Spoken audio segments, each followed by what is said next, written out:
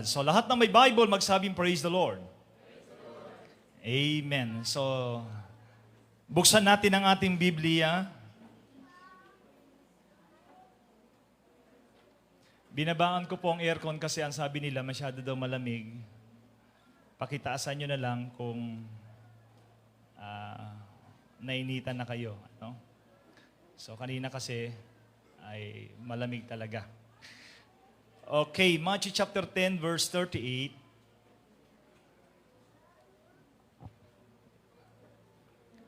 Verse 38 hanggang 39. Amen.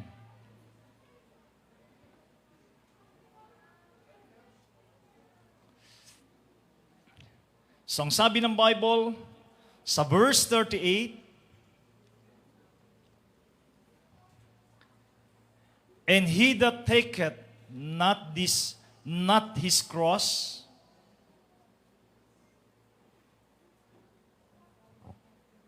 and followeth after me, is not worthy of me. At ang hindi nagpapasan ng kanyang krus at sumusunod sa akin ay hindi karapat-dapat sa akin. And verse 39, he that findeth his life shall lose it, and he that loseth his life for my sake shall find it. Sa wikang Tagalog, ang nakasusumpong ng kanyang buhay ay mawawalan nito, at ang mawalan ng buhay dahil sa akin ay makakasumpong o makasusumpong niyon. In Mark chapter 9 verse 35, we had 3 books that we will open. Mark chapter 9 verse 35, and he sat down and called the 12, and said unto them, if any man desire to be first, the same shall be last of all and servant of all. And in my last verse, mga kapatid, in the book of Acts chapter 3 verse 19. Acts chapter 3 verse 19.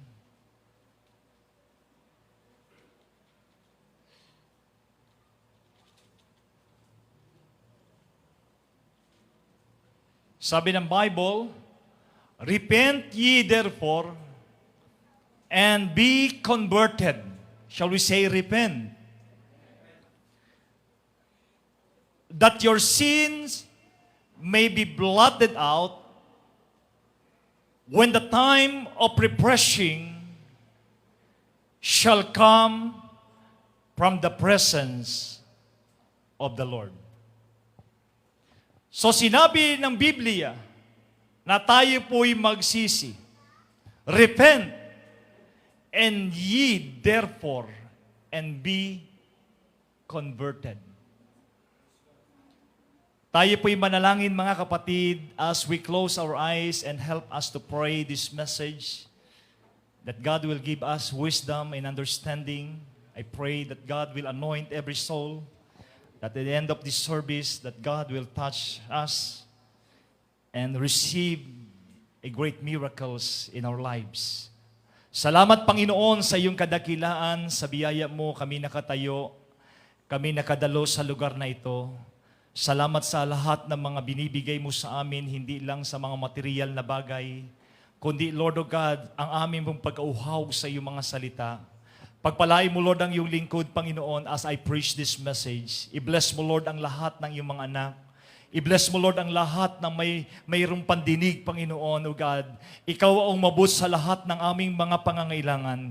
Ikaw ang kumilos sa bawat buhay, Panginoon, ng mga anak mo, na sa oras na ito, O God, ay sila'y may karamdaman, Panginoon, O God. Samantalang, Panginoon, kami, O God, ay sama-samang dumadalangin kay Zian, O God. Lord, kay Heart Eusebio, Lord God, I pray, hallelujah, that you will touch them right now. Abutin mo, Lord, ang kanilang kalagayan sa oras oras na ito, anuman ang karamdamang ito, Panginoon o God, sa iyong latay, sa iyong katawan, Panginoon o God, at sa iyong banal na dugo, Panginoon, I pray right now, Lord, receive them, Lord. Healing for Sian, healing for Lord Rex Sanjoy, Eusebio, Lord, right now, God, I pray your blessing and miracle, O God, and also, Lord, kay Brother Jasser Alberto, Lord, I pray your miracles, O God, that you will give them another strength, O God.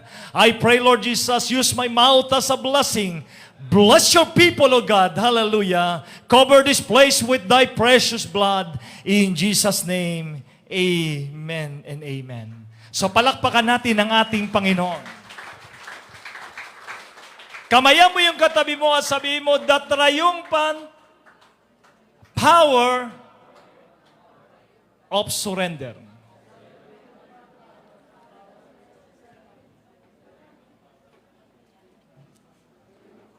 So you may be seated, mga kapatid. God bless you. Pagpalain tayo ng ating Panginoon. This is my third Sunday. I'm preaching, mga kapatid. Praise the Lord. And this coming February, we're hoping we will invite our presbyter, amen, to be our guest speaker for our celebration. Let's pray for his availability, amen, for this coming February. Siguro magtanong tayo sa ating kapatid, amen, na Brother Francis kung available siya kasi he's always connected. Ayan, si Brother Francis. Okay? At masaya tayo na kung saan may bago tayong presbyter, mga kapatid. Okay? So, let's invite more soul for our harvest celebration this coming February 3? 13 ba? Okay, 13. Medyo malayo, no? Pang second Sunday, but that's third Sunday. Second Sunday. So, kasi meron silang tinatawag na malaking paghahanda sa ating pong gawain. Okay, so God bless you, mga kapatid, sa ating pong cluster 1. And then, next month, cluster 2. And another month, cluster 2. So, monthly, mga kapatid, we will have celebration, harvest celebration, because we will not allow, amen, this pandemic will affect our soul winning. Shall we say amen? So, hindi po, mga kapatid, hadlang yung ganitong sitwasyon upang hindi tayo magdala ng kaluluwa. Pastor, saan natin ilalagay? Huwag tayong mamroblema sa lugar. Ang mahalaga, meron tayong madalang kaluluwa sa harapan ng ating pong dakilang Diyos. Palakpakan natin ang ating Panginoon. So, ngayong taon, mga kapatid, alam ko na ang bawat pamilya, amen, ay may mga plano na napakaganda. Shall we say amen? Lagi po nating pinagpaplanuhan, we are carefully plan, amen, when it comes sa ating family, sa ating po mga buhay. At higit sa lahat, mga kapatid, sa bawat plano na ginagawa natin ay ako'y nagpapasalamat na lagi nating kasama ang ating Panginoon. Shall we say amen? Kaya naman, last 2021, amen, nakita po natin na kahit may mga akyat, baba, amen, may karamdaman, amen, may kawalan, amen. Ang ating pong mananampalataya sa iglesyang ito ay nakita po natin na sila'y nagpapatuloy sa kabila ng kawalan, sa kabila ng mga pagpapala, hindi po nawala ang ating Panginoon sa ating po mga plano. Shall we say praise the Lord? Kaya nga, mga kapatid, bilang mga Kristiyano, amen, na makita po natin na talagang tayo'y sumusunod sa kalooban ng Panginoon. Hello? Ang lahat ng tunay na Kristiyano magsabing, praise the Lord. So gusto nating mamuhay, amen, na kung saan meron tayong harmony, we are in accord, mga kapatid, when it comes to the Word of God. Ano?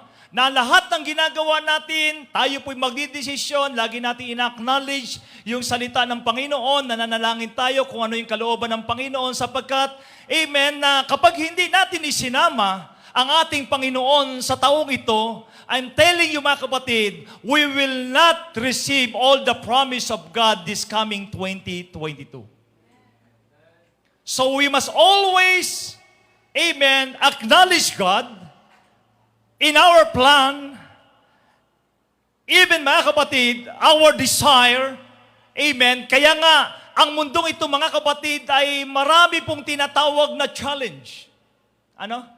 Maraming tinatawag na masabi po natin na ipinapakita kung paano tayo maging successful sa ating mga buhay. At sa bawat challenge na ito, amen, sa bawat victory na ipinapakita, ay laging mayroon tinatawag na kaakibat na dedikasyon. Ano? We cannot receive any success life or prosperous living, abundant living, without, amen, challenge or without hardship na gagawin natin. Shall we say amen? Wala pong instant na pagyaman. Walang instant na success. Walang instant, mga kapatid, na ikaw ay masabi natin bibigyan ng pagpapala na hindi ka dumadaan sa tamang proseso. Shall we say amen?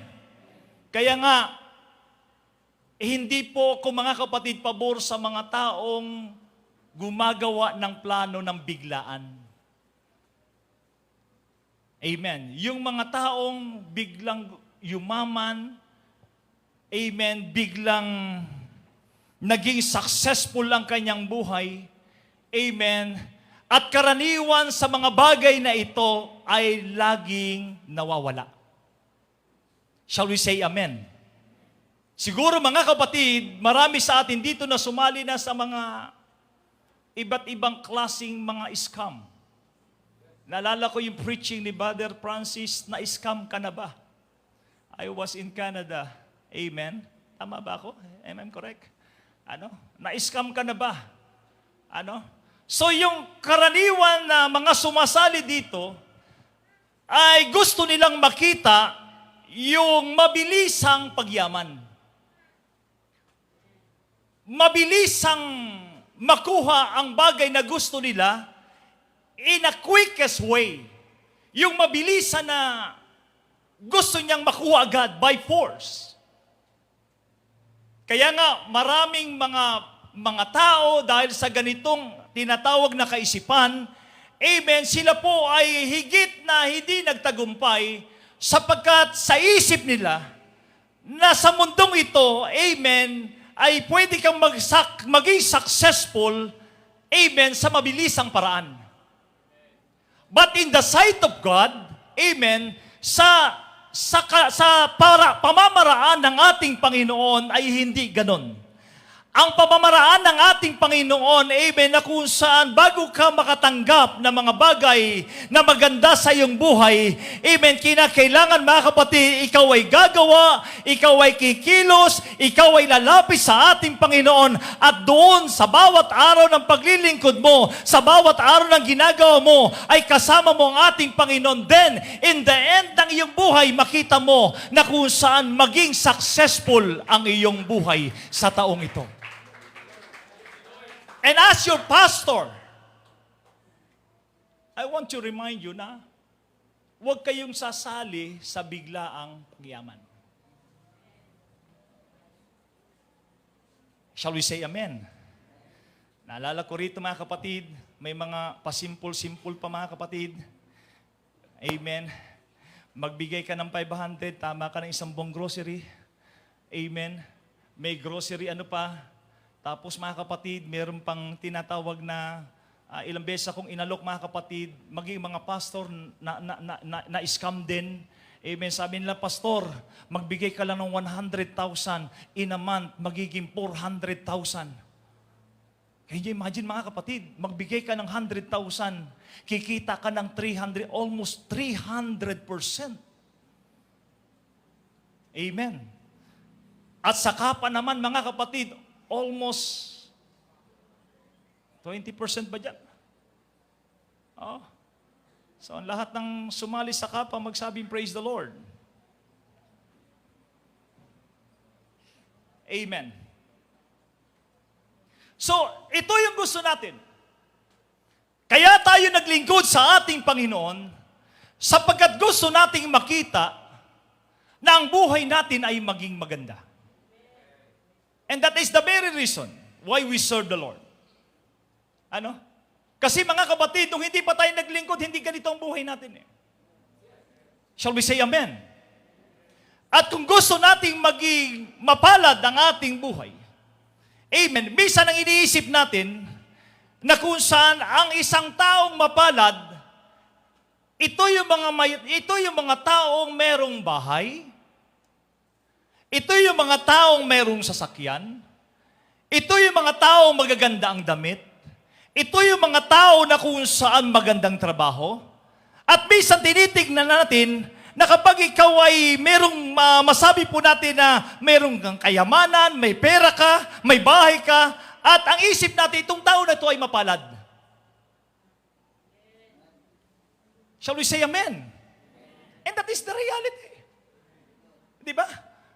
Kaya pag may nakita natin, may nakita tayong ang ganda ng bahay, ang ganda ng sasakyan, ang ganda ng trabaho, ang ganda mga kapatid ng tinatawag na negosyo. Amen. Ang iniisip agad natin, itong tao na to ay talagang pinagpala. Maganda ang kanyang buhay. And sometimes, mga kapatid, sa pagiging matagumpay, amen, ay nakikita po natin na kung saan hindi po sila naging matagumpay kung hindi sila nagplano sa kanilang buhay. Ulitin ko po. Walang success sa mundong ito na hindi mo pinagplanuhan kung paano ka magtatagumpay. Hindi po, mga kapatid, tinawag tayo ng ating Panginoon, amen, upang mga kapatid, amen, tayo po ay bibiglang yayaman, hindi ka tinawag ng ating Panginoon na kung saan, amen, upang makita mo ang magandang bahay, magandang sasakyan, magandang tinatawag na pananamit, magandang trabaho, amen, ipinapakita agad sa ng tao, kinakailangan, amen, na kung saan maging dedicated ka, maglingkod ka sa atin. Sometimes, hindi agad ganun ang nangyayari sa ating mga buhay. And that is the reality. Na kung saan sa ating paglilingkod, hindi agad natin nakikita yung mga bagay na kung saan laging sinasabi ng pastor na magkaroon ka ng bahay, magkaroon ka ng sasakyan, magkaroon ka ng magandang trabaho, magkaroon ka ng pera. Sometimes, mga kapatid, victory, something is not happen to us. Hello? Kaya nga, mga kapatid, when it comes victory, is overcoming obstacle to get where we want to be or to become what we desire. Ang pagiging matagumpay sa buhay sa mundong ito, amen, kinakailangan mga kapatid, amen, alamin mo kung ano ang direksyon ng iyong buhay, alamin mo kung ano ang plano mo sa buhay, and then mga kapatid, ipapakita sa iyo ang tagumpay ng ating dakilang Diyos. Remember, when the Lord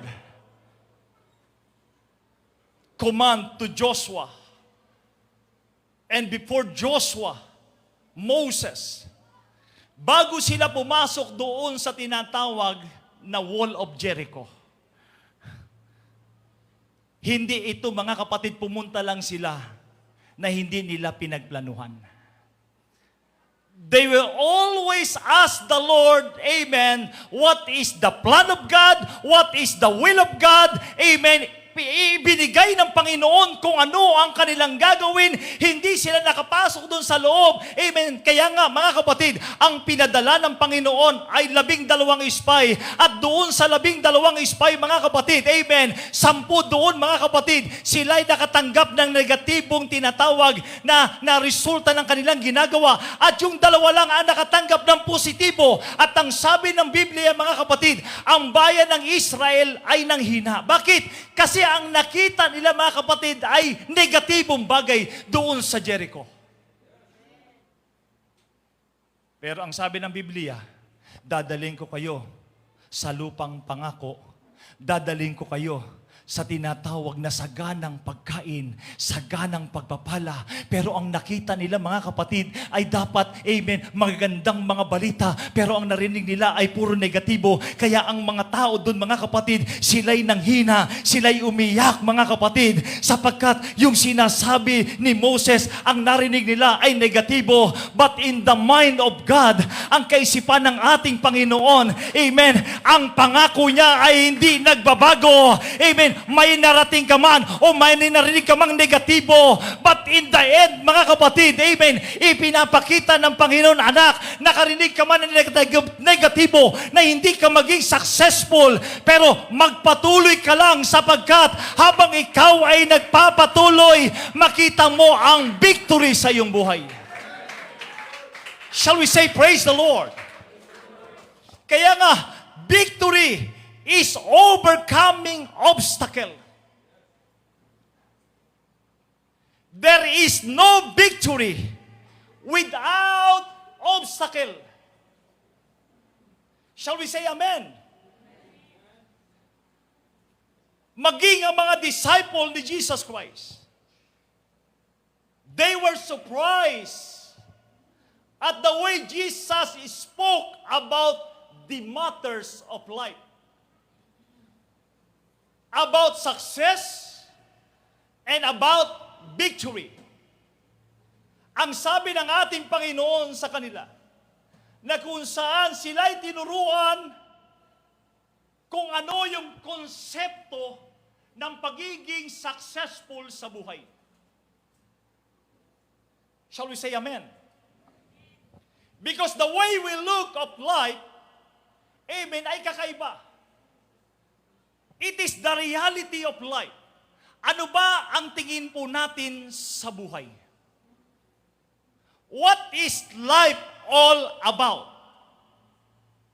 In our physical life, and what we call that our possession. Amen. Ang iniisip natin, mga kapatid, pagdating sa buhay ay ganito. We have a house, we have a car. Amen. Nawala na yung mga picture ko.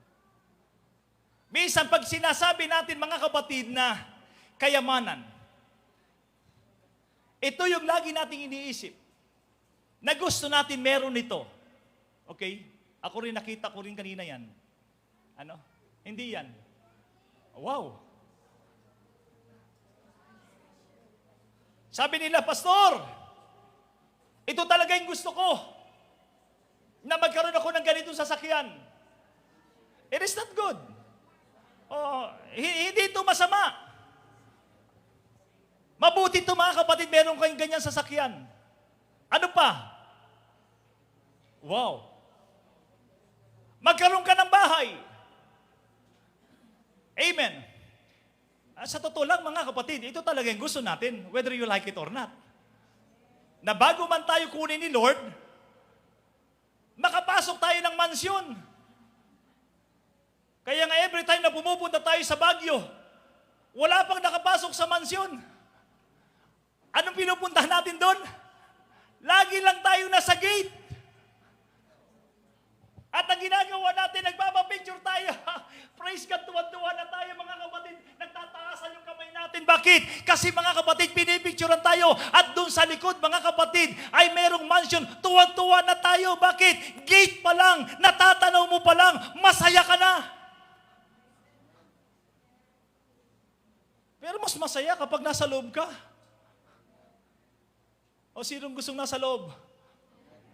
O palakpakan natin ang ating Panginoon. Sa totoo lang, hindi pa ako nakapasok ng mansyon. Ang mansyon ko lang yung bahay ko. Kasi bahay ko yun eh. Kaya yung mansyon nyo, bahay nyo. Ano? So ito yung gusto natin, bahay. Ano? At siguro, mga kapatid, pag nagpa-picture kayo doon, sabi lo, ang saya-saya natin. Minsan nagpapakita, alam mo, nakarating na ako sa Baguio at nakapunta ako doon sa mansyon. Pinapakita mo, mga kapatid, eto, galing ako sa mansyon.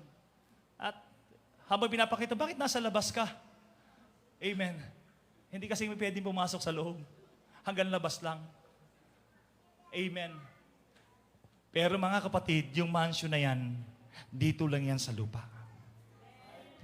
merong mansyon na inihanda sa atin ng ating dakilang Diyos. At sasabi mo, kung dito sa lupa, amen, ang ipinapakita, amen, masaya ka na kung saan, wow, merong picture mansion, tuwan-tuwa tayo. Pagdating natin mga kapatid, amen, sa tahanan ng ating dakilang Diyos, ang sabi ng Biblia, ang lalakaran mo mga kapatid ay ginto, amen, na kung saan makikita mo yung inihanda ng ating Panginoon. Ang sabi ng ating dakilang Diyos, in my Father's house, there are many mansions.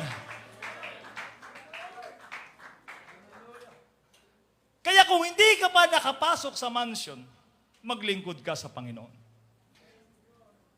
Sapagkat kung hindi ka maglingkod sa Panginoon, ni sa panaginip hanggang kamatayan mo, hindi mo mapasok yan. Ang lahat ng gusto makapasok sa mansion, magsabing praise the Lord. Sakyan, bahay, ano pa? Wow! Sabi ko sa kanila, peso lang bet dollar. Iba yung paningin ng ating mga media team.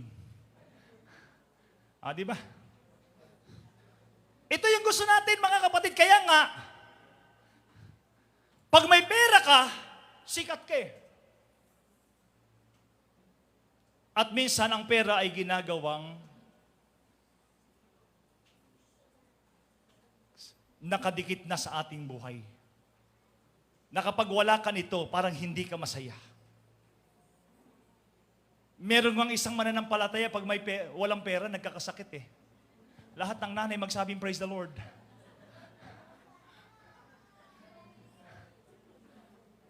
Sabi niya, Pastor, masakit pong ulo ko.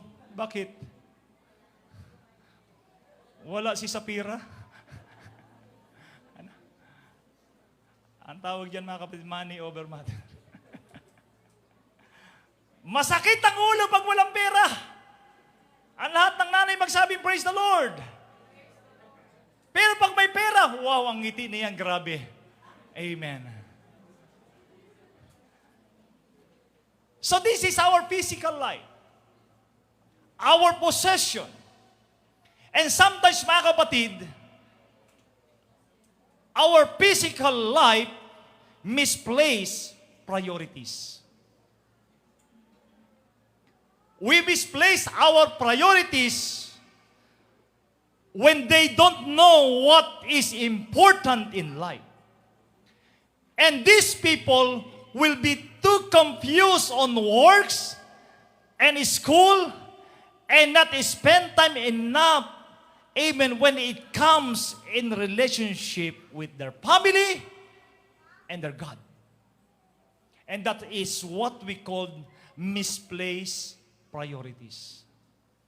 Yung mga tao na kung saan ipinagpalit ang kanilang panahon sa trabaho, ipinagpalit ang kanilang panahon sa kanilang pag-aaral, ipinagpalit ang kanilang panahon sa kaibigan, ipinagpalit ang kanilang panahon sa mundong ito, at hindi nila binigyan ng halaga ang relasyon nila sa kanilang pamilya, sa kanilang anak, sa kanilang asawa, sapagkat mga kapatid, amen, mas mahalaga ang mga bagay na ito, mahalaga sa kanila ang trabaho, mahalaga sa kanila mga kapatid ang kanilang pag-aaral, mahalaga sa kanila mga kapatid ang lahat ng bagay sa mundong ito, at hindi nila alam isang araw yung kanilang pamilya ay wala na sa kanilang mga buhay. Bakit? Sapagkat nakalimutan nila kung ano talaga ang prioridad dito sa mundong ito. Shall we say praise the Lord? Sabi nga, mga kapatid ng isang pastor mula po doon sa Hong Kong, sabi niya sa bawat mananampalataya doon, sabi nila, kung ang dahilan dito sa pagpunta nyo sa Hong Kong, sapagkat ang pinakalayunin ninyo upang para sa kinabukasan ng inyong pamilya, maganda yan. Pero hindi lahat ng pumunta at nagtrabaho sa ibang bansa ay naging successful ang kanilang pamilya. Merong iba nasira ang kanilang pamilya. May iba, mga kapatid, nasira ang relasyon sa kanilang mga anak. Bakit? Sapagkat ang alam nila, amen, ito ang aking prioridad. Kinakailangan kong ibigyan ng pinansyal ang aking anak. Bigyan ko ng pera ang aking anak. Bigyan ko ng ganito ang aking anak. Hindi mo na nakita na kung saan merong pang mas higit na mahalaga sa mga bagay sa mundong ito. At walang iba, yung relasyon mo sa iyong pamilya, yung relasyon mo sa ating Panginoon. At doon, mga kapatid, amen, nakakalimutan mo na kung saan ang ating Panginoon sa iyong buhay. And that is what we call misplaced priorities. And sometimes, our possession is a source of pride. Dahil mayaman ka na, iba na ang tingin mo sa sarili mo. It is a source of pride. Ang sabi po ni Soren Kierkegaard,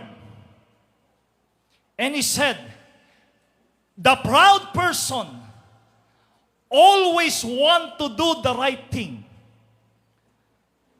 the great thing, but because he want to do it in his own strength, he is fighting not with man, but with God. Nang sabi ni Soren, mga kapatid, yung mga tao daw mataas ang kanyang pagtingin sa kanyang sarili, na gusto niyang makuha ang lahat ng bagay, marating ang lahat ng bagay. Amen. At ito'y ginagawa niya, hindi, mga kapatid, sa kalakasan ng Panginoon, kundi sa sarili niyang tinatawag na kalakasan. Ang sabi ng Biblia, mga kapatid, ang sabi ng taong ito, he is fighting not with man, but with God. Ikaw ay nakikipaglaban, hindi, mga kapatid, sa tao, kundi sa ating Panginoon. Sapagkat naunawaan, mga kapatid, ng taong ito, na ang taong nagiging successful sa kanyang buhay, amen, siya'y nagpapakumbaba na ang lahat ng bagay na meron kang bahay, meron kang sasakyan, meron kang negosyo, magandang trabaho, it is not because of you, but because of Him. Our possession is not the source of pride. Our possession is the source that God will give Him all the glory.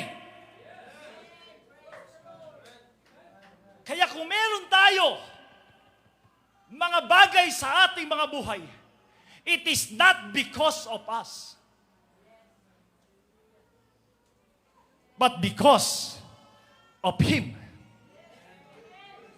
Oh, palakpakan natin ang ating dakilang Diyos. Sabi ni Rick Warren, pride builds wall between people. Humility builds bridges. Ang mga tao daw na mataas ang kanilang tingin sa kanilang sarili, siya'y gumagawa ng isang pader upang hindi mo makita ang bawat pangangailangan ng tao. And that is the reality of life. Nakita nyo naman yung mga mayayaman. Pag magpatayo ng bahay, ano ang kanilang pinatataas? Kung anong taas ng kanilang bahay, gayon din kataas ang kanilang wall. Kaya hindi nila makita kung ano yung pangangailangan ng tao. Hello? Iniisip nila, kapag mataas ang pader, mayaman. Kasi may iningatan sa loob.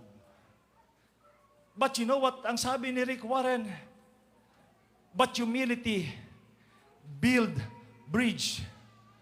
Kapag ikaw ay nagpapakumbaba lagi, Amen. Lahat na kung saan meron ka sinasabi mo, Lord, I want to connect my life. I want to connect to my life to somebody. Lord, I want to give my everything. Ano man ang meron ako, I will to connect it because all of this blessing, it is not because of me, but because of Him. Because God allows us to have abundant life. Pinagpala tayo ng ating Panginoon. Kaya nga mga kapatid, ano man ang meron sa atin, ito'y galing sa ating dakilang Diyos. Shall we say, praise the Lord? So kaya nga, hindi tayo dapat magmalaki. Pag pinagpala tayo, hindi dapat ito maging source of pride. Our possession, hindi dapat ito maging mahalaga sa atin. Ang mahalaga pa rin, mga kapatid, kung ano yung relasyon natin sa ating pong dakilang Diyos. Palakpakan natin ng malakas ang ating Panginoon. Now, what about our attitude? About the physical. Amen. Minsan kapag maganda ka, iba ang tingin mo. Amen. Lahat ng maganda magsabing praise the Lord. Oh, marami na ritong humble. Lahat ng pangit magsabing amen. Humble talaga.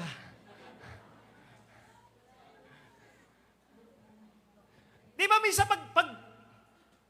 bakit ba tayo nagpapaano? Di ba Brother Jagli, bumibili pa tayo ng ano yan? Barbell?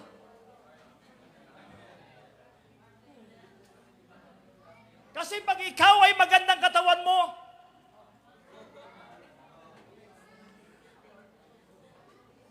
huwag ka lang hihinga. Pride, mga kapatid. Kaya nga, makita po natin sa Miss Universe, ano ba yung pinapakita? Ano ba yung kanilang tinatawag na advocacy nila? It is about beauty. At kapag maganda ka, you're very proud. Meron ba ritong pangit na proud siya? Sabi niya, I'm very proud because of my ugly face. Kaya nga bumibili tayo ng glutathione, bumibili tayo ng pampaganda kasi mga kapatid, gusto nating gumanda. Hindi masama ang gusto nating gumanda.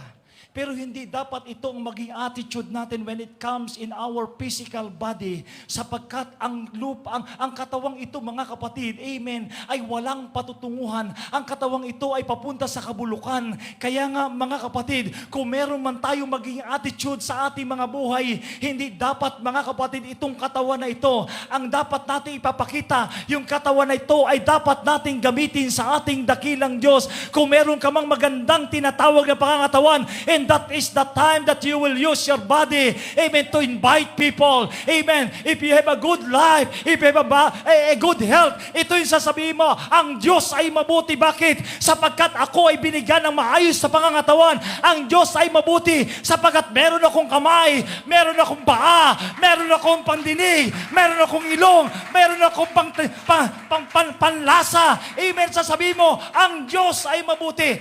Our body, amen, represent the goodness of God. Kaya nga, hindi dapat ito gamitin upang ikaw ay magmalaki sa ating Panginoon. Shall we say amen? And what about our spiritual? Madalas, mga kapatid, amen, hindi natin pinapansin ang ating mga espiritual na pangangailangan sa ating mga buhay. Madalas, mga kapatid, amen, na kung saan ang ating espiritual ay napakalayo sa ating Panginoon. Madalas, mga kapatid, amen, we are not in the house of God. Mas maganda, mas binigyan natin ng panahon ang ating tinatawag na physical life. Binigyan natin ng panahon, mga kapatid, ang katawang ito. Pero pagdating sa spiritual life, we have no time for God.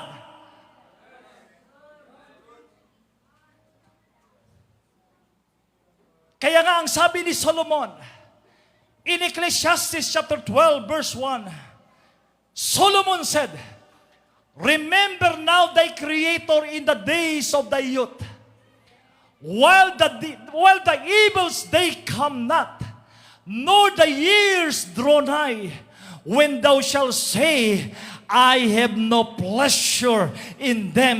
Tatandaan mo, amen, ang iyong tinatawag na kabataan ay hindi nababalik yan, mga kapatid. Amen, kung ikaw ay dumaan sa pagiging young people, pagkabata, kailanman ay hindi ka nababalik dyan. Kaya nga, alalahanin mo ang Diyos mo na ang buhay mo ay limitado lang sa mundong ito. Sabi ni Solomon, remember thy Creator. Upang makita natin na ang katawang ito ay merong kabulukan.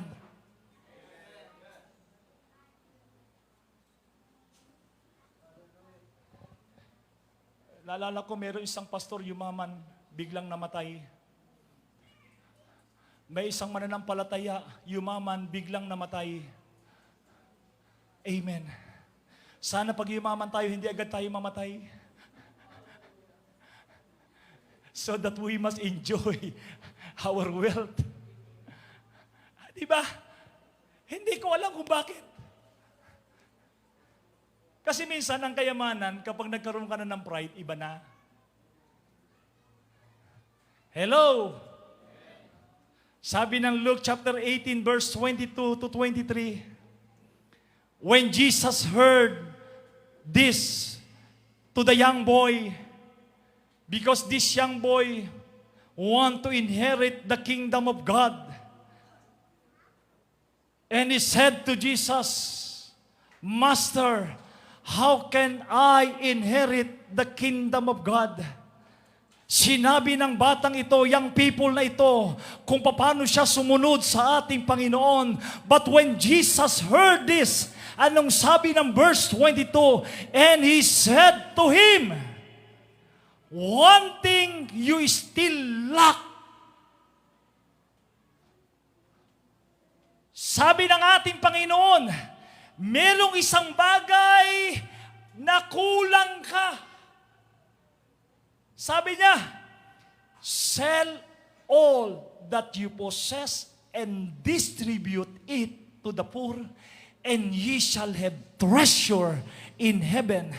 And come, follow me. But when he heard this thing, he became very sad, for he was extremely rich.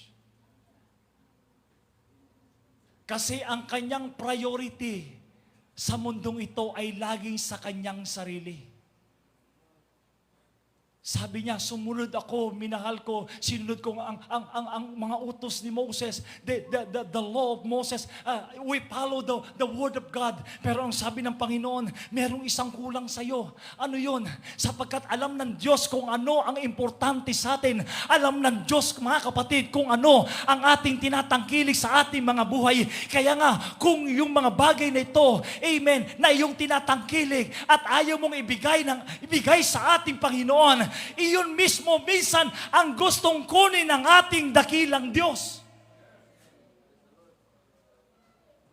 Remember Isaac. Isaac is the only child, amen, nitong si Abraham. Marami namang i-offer Maraming tupa. Maraming baka si Abraham. Bakit sa dami ng kanyang kayamanan, bakit si Isaac pa ang sinabi ng Panginoon, amen, kay Abraham, Abraham, offer your son Isaac. Sapagkat ang gusto ng Panginoon, kung ano yung number one sa buhay nyo, iyon dapat ang ibigay nyo sa Panginoon. Are you with me? Kaya itong mayaman na ito, Ang sabi ng Biblia, nung marinig niya yung sinabi ng ating Panginoon, siya'y dahan-dahang lumayo, siya'y malungkot mga kapatid. Amen, sapagkat mga kapatid, nakita ng Panginoon na itong bata na ito ay puno ng tinatawag na kayamanan at ang kanyang kayamanan ay number 1 sa kanyang buhay. Kaya nga mga kapatid, ang gusto ng ating Panginoon, kung ano ang number 1 sa buhay nyo, ito ang ibigay nyo sa ating dakilang Diyos. And that is the best sacrifice before God. Shall we say praise the Lord? Hallelujah. That's why our attitude about spiritual, it says, it is good when needed. Minsan pumupunta lang tayo sa church pag kailangan natin. Church is not a vulcanizing. Ang iglesia ay hindi po yan isang vulcanizing. Napupunta ka lang kapag flat ka. Hello? Minsan pupunta tayo sa church pag may problema lang. Pag may karamdaman. Pag may pangangailangan. But the moment your life is in harmony, hindi mo naalala ang Diyos. Because sometimes, our spiritual life, our attitude about spiritual, it is good when needed. It is it works for me. Kapag nakakita ako ng miracle, doon lang ako kumikilos, naglilingkod sa Panginoon. It is great when it is convenient. Pupunta ka lang sa ating Panginoon kapag kumbinyente ka. Hello? Kung meron kayong mga trabaho, at ito po ay hindi ako nagbabago sa ganitong prinsipyo na itinuturo ko sa inyo. If your job is hindrance for your eternal life, leave that work. Because God will place another job for you so that your salvation will not compromise.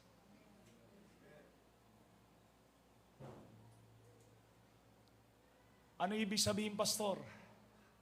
Amen.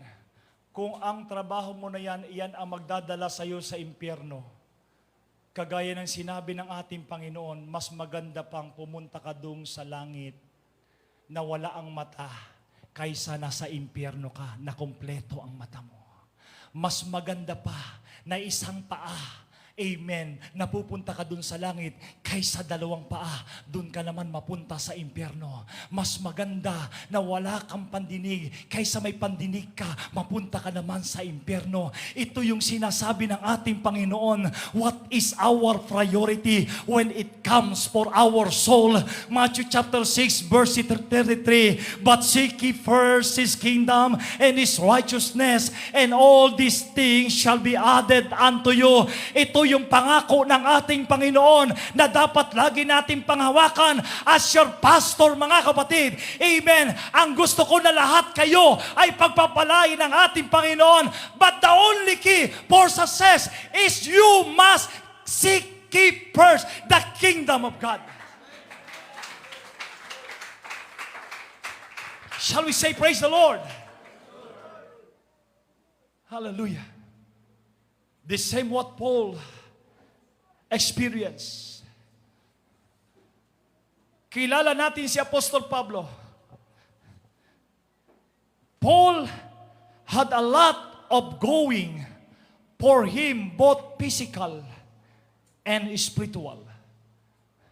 In his physical, mga kapatid, the Bible si Paul is a Pharisee. And being a Pharisee, ito yung mga tao na noble people. Tinitingala sa panahon, amen, ng ating Panginoon. Not only Paul, amen, as a Pharisee, he learned at the feet of Gamaliel. When it comes in learning, Paul is very brilliant because his teacher is also brilliant. At kung meron mang pride, si Paul ay mayroong ipagmamalaki bilang lingkod ng Panginoon. He had an authority for his zealous right against the Christian. Pagdating sa pagiging silot, he stand for the truth, what he believed. Kaya nga ang ginawa niya, dahil ang akala niya ang mga Kristiyano, amen, ito yung mga taong kalaban ni Kristo. Ang ginawa niya, ang mga Kristiyano ang kanyang pinabilanggo. Ang mga Kristiyano ay pinahirapan niya. Ang mga Kristiyano ay naging kabahagi siya upang patayin ang mga Kristiyano dahil sa kanyang kaisipan na siya ay nasa tamang landas, sa tamang paraan. Had a powerful experience which changed his life forever. Isang araw habang siya'y papunta doon sa Damascus upang hulihin, ikulong ang bawat mananampalataya, Paul encountered God while he was, amen, on the way of Damascus. And he saw the great light. And there is a voice from heaven. At doon, mga kapatid, nabuksan ang kaisipan ni Apostol Pablo na ang kala niya, mga kapatid, siya'y naglilingkod ng tapat sa ating Panginoon. At nabigyan siya ng atensyon. Anong sabi niya ng ating Panginoon? Paul, Paul, why thou persecutest me? Bakit mo ko pinahirapan? Bakit mo ko tinutuligsa, Apostol Pablo o Paul? At ang sabi ng Panginoon, mahirap sipain ang isang bato. What I'm saying is this. When he become an apostle, si Pablo ay nasa magandang kalagayan. He is nobleman. He is a Pharisee. He is brilliant. Yet, when he encountered God, listen to me, church, when he encountered God, ang sabi ng Panginoon sa kanya, siya'y pupunta doon. Amen, kay Zacarias, isang lingkod ng ating Panginoon. At doon, mga kapatid, si Apostol Pablo ay nagsisi sa kanyang kasalanan. Si Pablo ay isinuko niya sa ating Panginoon ang kanyang kasalanan. Maganda ang kanyang buhay, maganda ang kanyang kalagayan. Pero mga kapatid, iba yung na-encounter mo ang ating Panginoon. At kapag na-encounter mo ang ating Panginoon, higit pa sa victory ang natanggap mo, amen, sa dati mong buhay noon. Kaya nga, nung dati kang pinagpala, mas lalo kang pagpapalain ng ating dakilang Diyos. And that is the triumphant power of surrender. Hello! He was rejected. When he served the Lord, people were afraid to Paul. Natakot ang mga tao kay Pablo sapagkat alam nila si Pablo, pinapapatay niya ang mga mananampalataya. Ginagawa ni Pablo, ikinukulong niya ang bawat mananampalataya. But there is Barnabas. Amen. Alone believe him at first. Amen. Itong si Barnabas, nung marinig niya at nakita niya yung ginagawa ni Apostol Pablo, pagkatapos niyang makakita, siya'y pumunta sa Araba at doon, mga kapatid, hinanap ang kalooban ng ating Panginoon. And remember, when Paul, through a lot in his service to the Lord, lahat ng ginawa niya para sa Panginoon. But when he say, serving the Lord is a privilege. Hello! Ang paglilingkod sa Panginoon isang napakagandang pribilehiyo.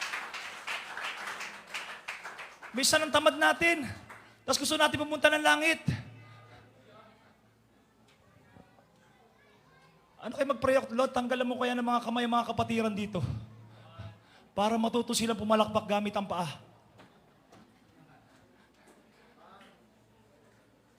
Anong pakinabang ng iyong mga kamay kung di nyo naman lang gagamitin yan para gamitin sa Panginoon?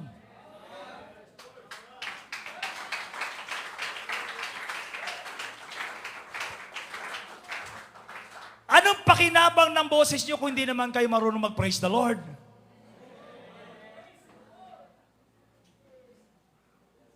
Sabi nga ng pipi, sana magkaroon ako ng dila para makasigaw.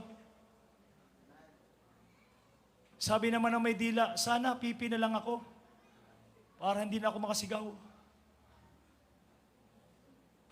What kind of attitude we have? Amen. Binigyan ka ng lakas ng Panginoon, dapat may pakinabang yan. Alam nyo, yung triumphant power of surrender, you can have triumphant life if you learn how to use your body and to glorify God.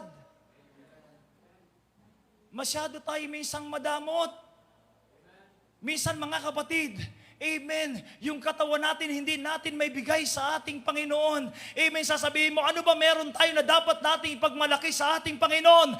Are we useful before God?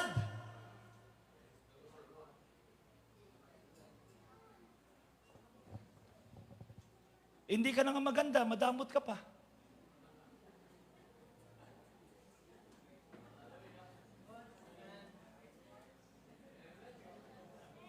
Dapat pag pangit ka, dapat gawin mo, bigay mo ng the best. Total naman sa Panginoon, maganda ka. Kaya karaniwan sa mga ganda, alam nyo, kung mag-worship yan, talagang ayaw nilang maputukan. Hello? Dapat pagsasamba kayo mga kapatid, dapat, pumunta nga kayo dito Praise the Lord. Kung hindi lang kayo papalakpak sa Panginoon, umuwi na lang kayo. Maglaban na lang kayo. Bantayan, mag-overdrive na lang kayo. Hindi kayo kailangan sa church kung nandito ka lang mga kapatid. Uupo at wala kang gagawin sa ating Panginoon. Walang pakinabang sa iyo ang ating Panginoon.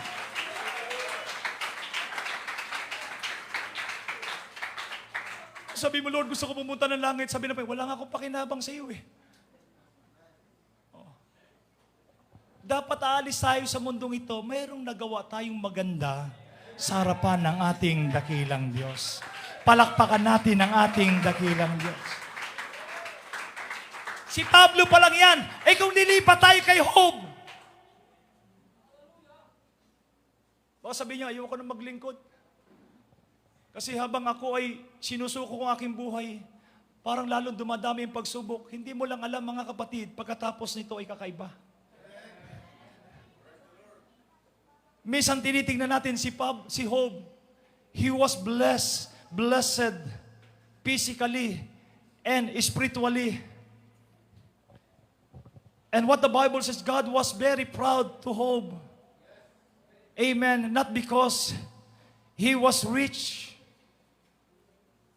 Not because, mga kapatid, amen, nandoon ang tinatawag na kayamanan ni Job. Kundi ang nakita ng Panginoon kay Job, yung pagmamahal ni Job sa kanyang Diyos.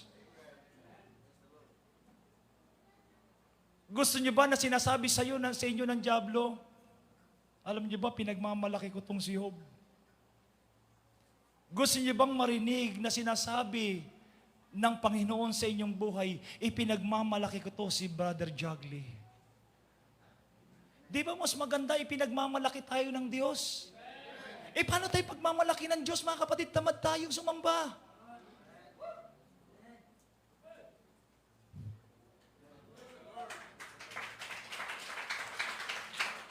Sabi ng dyablo, kaya naman naglilingkod dyan si Job Bakit? Kasi pinagpapala mo physically, spiritually. Sabi ng demonyo, pahintulutan mo ako na galawin ko tong si Job. Sabi ng Panginoon sa kanya, sige galawin mo, wag mo lang kunin ang kanyang buhay. Kaya pala, kapag matapat ka sa Panginoon, minsan ginagalaw ka ng dyablo. Kaya pag hindi ka ginagalaw ng dyablo, hindi ka matapat.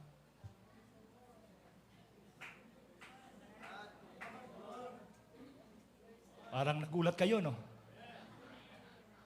Ano? Kaya minsan inaalog tayo. Sabi niya, nakita mo ba yung mga saints ng Muson? Nakita mo ba yan? Bakit? Tingnan mo naman, parang kaya naman sila naglilingkod dahil pinagpapala mo eh. Subukan ko yung galawin sila. Alugin ko ng konti. O ngayon, ayaw nyo na. Kaya sabi ng dyablo kaya mo naman yung pinagmamalaki si Job kasi pinagpala mo siya eh. Pahintulutan mo ako. Kaya may mga time na meron tayong mga pagsubok sa buhay and God allowed it because of our faithfulness.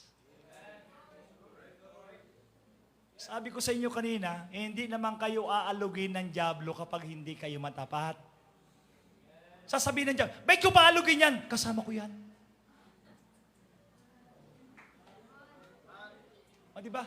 Ang inaalog lang, yung mga taong nagsusumikap, kahit wala, kahit may pagsubok, nagpapatuloy, amen, sasabihin ng Panginoon, pwede ko bang alugin yan ng konti? Sabi ng Panginoon, sige, huwag mo lang kunin ang kanyang buhay. Pagkatapos alugin, amen, ng demonyo ang physical and financial economy ni Job. Kasama pa yung karamdaman niya, walang lumabas kay Job na pagsisihan niya ang kanyang paglilingkod sa Panginoon. Hello?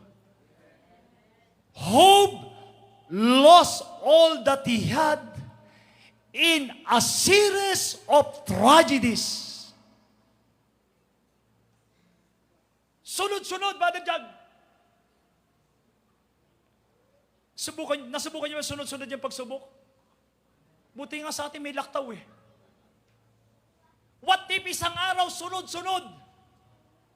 Yung anak mo namatay, yung tupap mo, ninakaw, amen.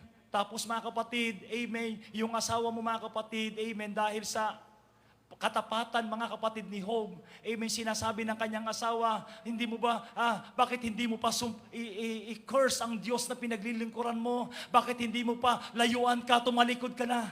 Amen. Pero si Job, mga kapatid, nananatiling nakatayo sa kanyang pananampalataya. Amen. Na kung saan pinanghawakan niya yung salita ng ating Panginoon.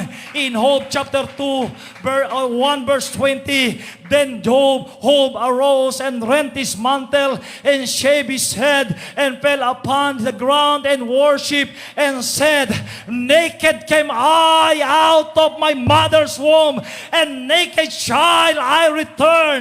The Lord gave, and the Lord hath taken away.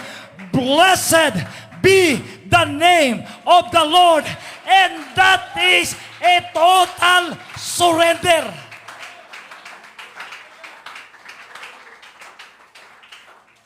After Job surrender, God double the blessing for his life. Oh, palakpakan natin ang ating Panginoon. Kaya nga, makita natin ang pagpapala ng Panginoon kapag tayo ay tunay na isinuko natin ang buhay natin sa Diyos. Pastor, bakit hindi pa ako pinagpapala? Baka hindi mo pa isinuko. Hello? It easy to look back. Why Job, at the end of his life, God doubled the blessing. But remember, mga kapatid, si Job, sa kabila ng mga bagay na nangyari sa kanya, hindi siya huminto sa paglilingkod sa ating Panginoon. Palakpakan natin ang ating Panginoon. And lastly, Jesus Christ. Jesus taught us to pray. And what is the prayer of Jesus Christ? Thy kingdom come, and thy will be done. Yet, sabi ng ating Panginoon, unahin mo ang kanyang kaharian, at ito'y inuna ng ating pong dakilang Diyos. And Jesus had to fight what similar battle we have. Nakita po natin ng ating Panginoon. Nakita niya yung unahan. But Jesus, hindi niya sinunod ang kanyang kagustuhan. At ang sabi ng Matthew chapter 26 verse 39, and he went a little further and fell on his face and prayed, "Oh my Father, if it possible, let this cup pass from me. Nevertheless, as I will, but as thou will." Ang sabi ng ating Panginoon, pwede bang lalagpas sa akin ang mga mangyayaring ito? Pero ang sabi niya, Panginoon, hindi ang kalooban ko ang masusunod, kundi ang kalooban mo.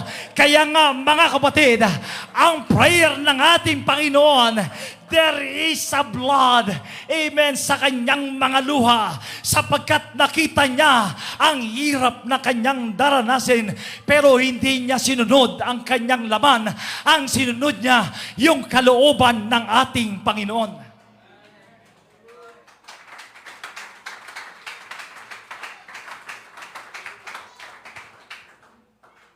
That's why when we follow the will of God, kinakailangan alisin mo yung mga bagay nagiging hadlang sa paglilingkod mo. Amen.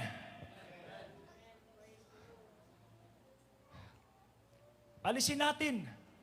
Kasi hindi ka magiging masaya kapag mananatili ka sa ganyang sitwasyon.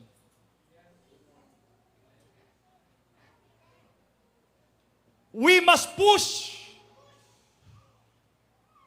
our own so that we will not face a consequence before God. We need to surrender to the Lord in order for us to receive a victorious life. Isuko natin sa Panginoon kagaya ng ginawa ng ating dakilang Diyos.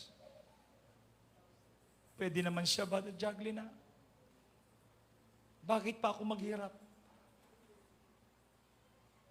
Who care? Sino ba yung pwede magmahal sa atin? Habang tayo pinapahirapan ng dyablo, ang buhay natin ay walang kapayapaan, ang buhay natin ay walang direksyon. Sasabihin ng Panginoon, sabi niya, bahala na kayo dyan, pwedeng sabihin ng Panginoon, bahala na kayo dyan, walang mawawala sa akin kung ako ay hindi magsakripisyo. Yet, sabi ng Panginoon, not my will, Lord. Kaya nga sa bawat palo sa kanyang katawan, sa bawat hagupit sa kanyang katawan, sa bawat pako sa kanyang paa, sa kanyang kamay, ito yung sinabi niya, not my will, but thy will be done, Lord.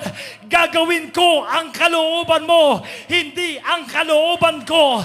Ayaw ng Panginoong Isus na maranasan ang bagay na yon. Pero dahil sa pagmamahal niya sa atin, ibinigay niya lahat para sa atin. So that our sin blotted away. Sabi ng Bible in Acts chapter 3 verse 19, repent ye therefore and be converted, that your sin may blotted out. Mawala lang yung kasalanan na yan. Bago ka magkaroon ng triumphant life sa iyong buhay, we must blot out all our sin and be converted so that the time of refreshing shall come from the presence of the Lord. Matagpuan mo ang tunay na kagalakan sa iyong buhay when we surrender our life to Jesus. Huwag tayong makipag-away sa Panginoon. If you want to have a triumphant life for this 2022, amen, we need to surrender your life to Jesus. At makita po natin, sabi ng Panginoon, He that taketh not his cross and followeth after me is not worthy of me. And he that findeth his life shall lose it, and he that loseth his life for my sake shall find it. Kapag ibinigay mo ang buhay mo sa ating Panginoon, doon mo lamang masusumpungan ang tunay na kapayapaan sa iyong buhay. Not in this world, but in the presence of God. Shall we all stand together?